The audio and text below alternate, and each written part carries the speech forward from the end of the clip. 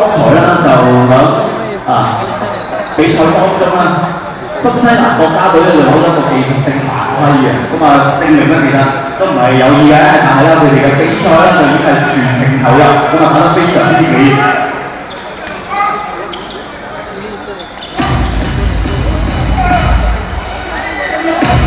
好，已經攞唔到一個進攻籃板，然後之後咧就國家隊咧波神呢個打呢個突破，已經差唔多，哎呀爭少少啊！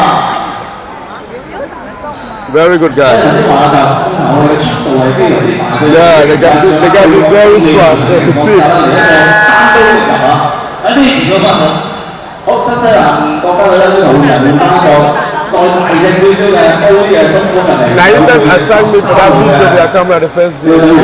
Yeah, he played very well. 咁13號海西半路場新西蘭國家隊海西咧已經係攞到8分嘅一個得獎啦。